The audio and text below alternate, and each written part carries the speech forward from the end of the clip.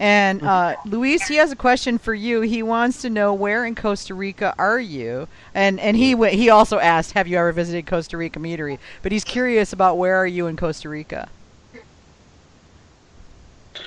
Well, I'm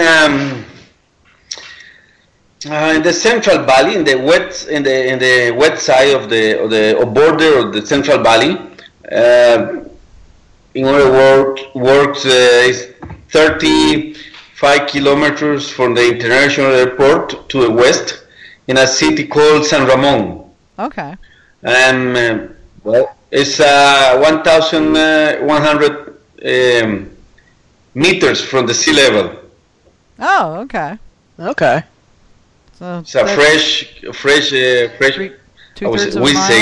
Yeah. Nice weather. 20 degrees, maybe 17 at night, and it's a countryside surrounded by coffee plantations. Oh. Mm-hmm. You need to be making. You're surrounded by coffee plantations, and you're not making coffee meads, Luis? Oh my gosh! You need to be making coffee meads. Well, it's on the to-do list as well. Yeah. Oh my God! You got like Costa Rican coffee? Seriously? Do you know how much they pay for Costa Rican coffee here? Okay. Yeah, it's luxury. It's luxury in that sense, because it's possible to find organic coffee right now nearby, but just purchased from the producers. So do I need to good. Do I need to get the professional meaderies that are making coffee meads on in a panel so that we can talk about coffee mead? I bet you I'm gonna get a lot of email about that one. Hello, what were you thinking? Okay, so Paul also asked, AJ, can you make a JAO sizer, or will it get funky? Oh, Paul also says, yes, we need to do a coffee mead panel. All right, Paul, I'll start working on that. So can you do a JAO sizer, or will it get funky? Is there a variant there that works? I think I have heard of people using like Granny Smith apples. And if I would do a search on Got Meat about that one.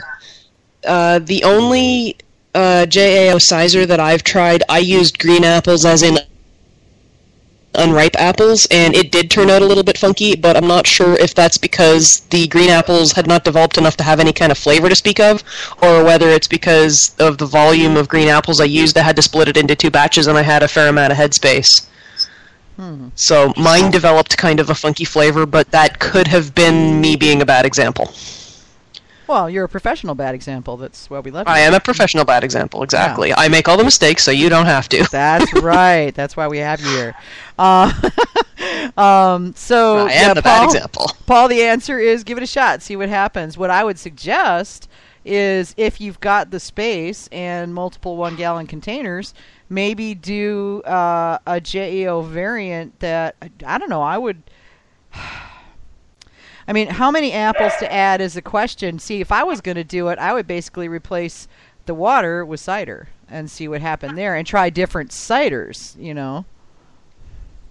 Okay, if you're going to do that instead of using fruit, what I would recommend is get out your hydrometer and only add enough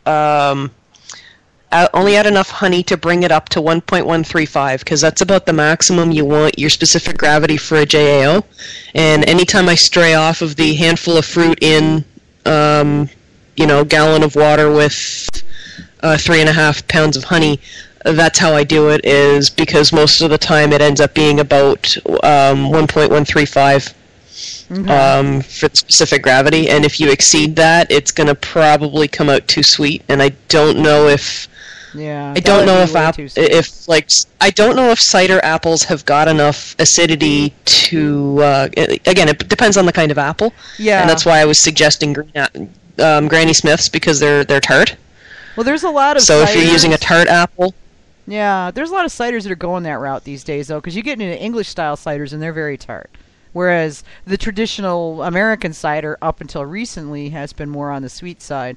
Now, Paul says side-by-side variants. He has 5 gallons of pressed cider from last fall, mostly Honeycrisp. Okay, Paul, those are going to be fairly low acid, so you're probably going to make sure that you get all of your zest in there for your, you want your citric acid, your citric, citrus juice, and that's going to need to be in there. But I would say, try it with your 5 gallons of cider, and what I would try is maybe all cider, half cider, quarter cider, third cider, a quarter cider, and then maybe an eighth cider, and do like 5 side-by-sides with varying levels of cider to water for the available liquid, making sure that you cut your honey back by the appropriate amount, like AJ says, to get to that 1.135. Is that what you said?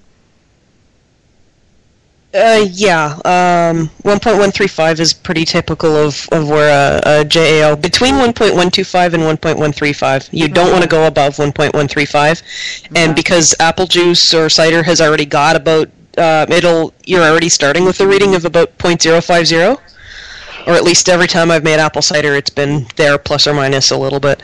Okay. And what I would also recommend is, if you're going to do that, if you want to make it an orange sizer, if you want to make it a Joe's Ancient Orange sizer, then I would add the zest, and probably for the full cider, the juice of half an orange, and just increase the amount of orange juice that you're adding, or lemon juice, as the case may be, that you're adding to it as the amount of cider goes down, because there is a little bit of acidity from the apples.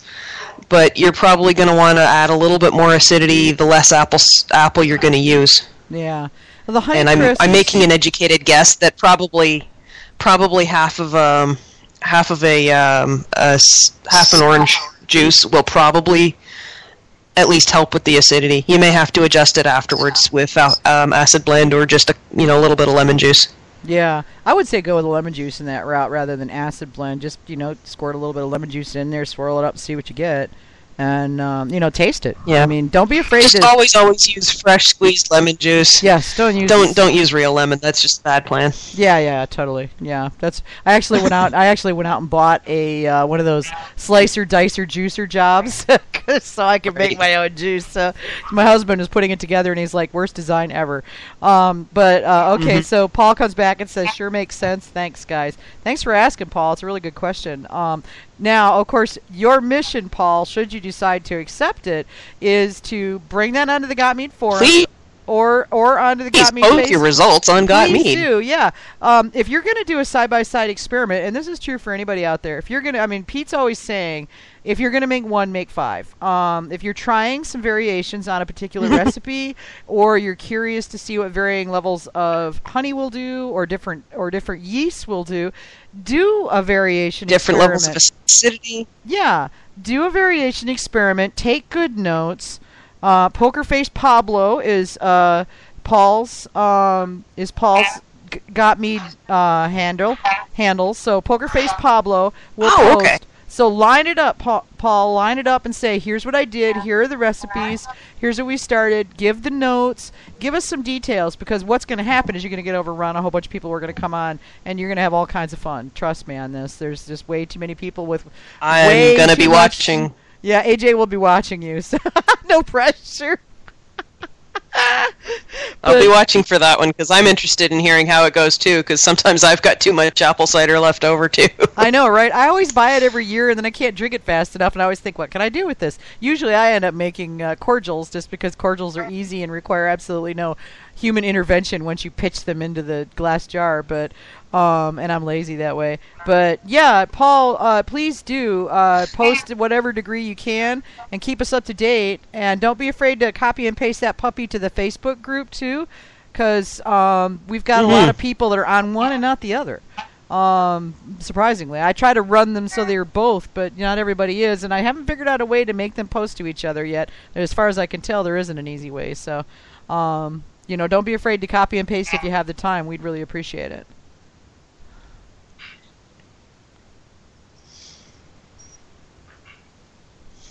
So, but yeah, that was a really good question. I like that. Okay. Any other questions? Anybody? No, Paul says can do, so we'll be seeing more from him. Awesome. Yeah, right. It's a quiet night tonight, so we're missing our partners in crime. We're sad to say that Manny got tied up with family things, which we're glad for Manny because family things are always awesome. But Manny's kind of bummed that he can't both do that and be here. So we're sorry that we don't have him, but we're glad that he's having family time. And wish Squatchy, send some love Squatchy's way because the poor man has got the crud, and so he is not going to be able to be on the show tonight. Yeah, he's down with the oh my god, I just wish I could die right now. So that would be that's no fun. Yeah, send him your good thoughts because he wanted to be here tonight, but I texted him and he finally texted me back and he's like, I don't even, I'm hardly alive. I'm not gonna make it tonight. So yeah. That's not happening. Poor guy. Yeah, I know, right? So, yeah, he's okay. Not having Since we started, I have a question. Yeah, go ahead, Luis. Yeah, thank you. Just back to the point of coffee mead. Mm-hmm. Interesting for me. You wake up some ideas in my mind. So, are you going to put? What do you recommend to use the coffee beans as a one piece or broken beans?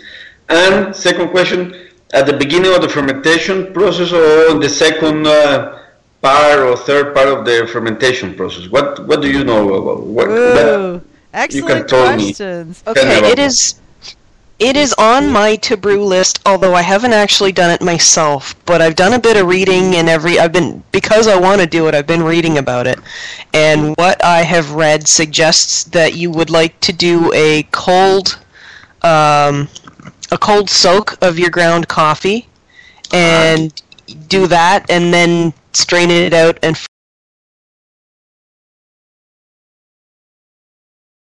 If you do a cold steep, then you don't get the bitterness from the coffee.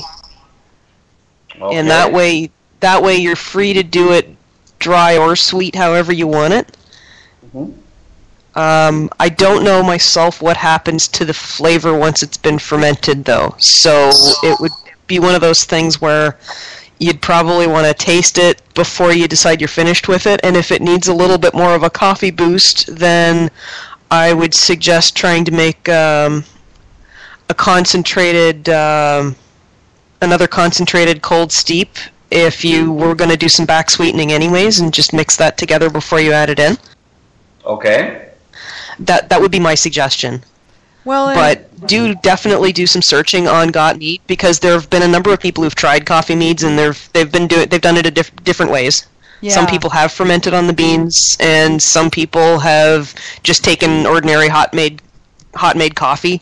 And most people have suggested that doing the cold steep is best, because then you don't get the bitterness.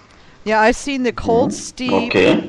I've seen them do it cold. So professionally, there's several that are cold steeped.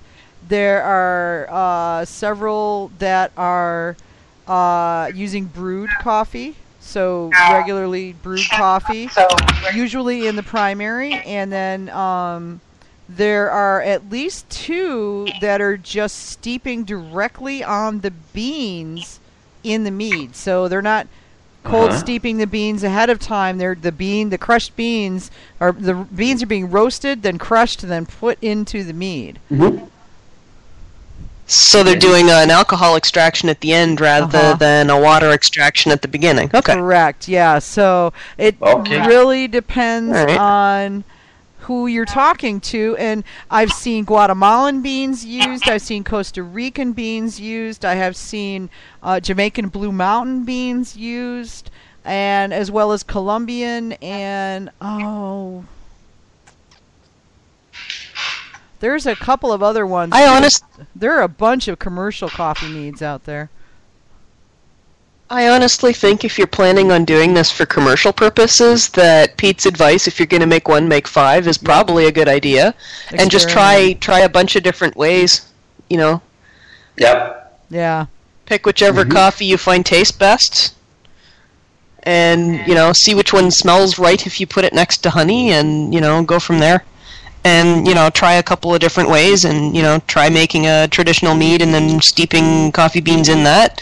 At that point, you'll probably have a little bit more control over exactly how much coffee you get into it by being able to just strain it out, or if you put the coffee in a bag